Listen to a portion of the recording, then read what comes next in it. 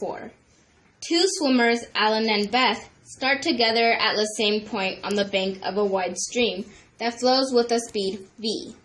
Both move at the same speed c, where c is greater than v, relative to the water. Alan swims downstream a distance L and then upstream the same distance. Beth swims so that her motion relative to the earth is perpendicular to the banks of the stream. She swims the distance L and then back the same distance so that both swimmers return to the starting point. Which swimmer returns first? No, first guess the answer. So my first guess is that Beth will return first. Let's think about it this way.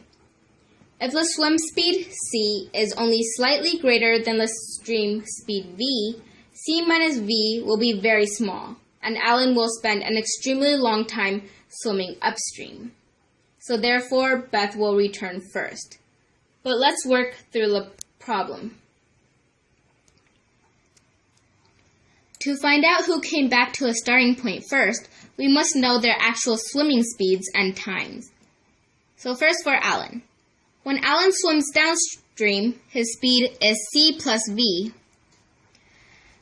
c being the swimming speed and v being the speed of the stream.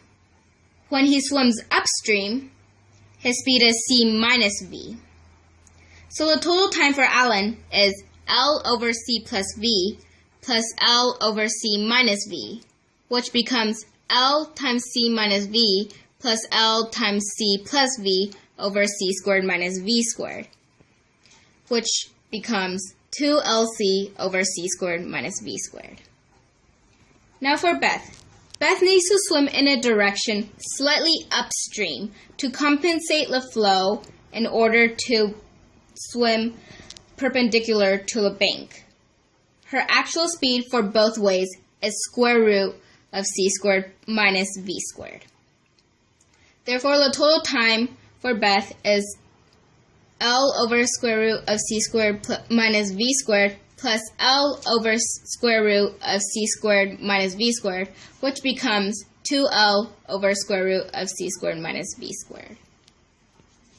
Now we compare Alan's time to Beth's time by subtracting them.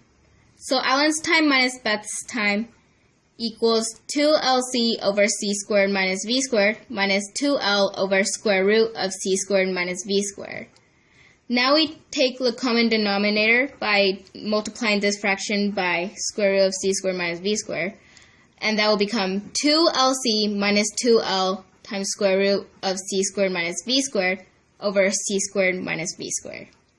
Now we take the common factor out, and we'll get 2l over c squared minus v squared times c minus square root of c squared minus v squared. Since square root of c squared minus v squared is less than c, this whole thing becomes greater than 0. So since Alan's time is greater than Beth's time, Beth returns first.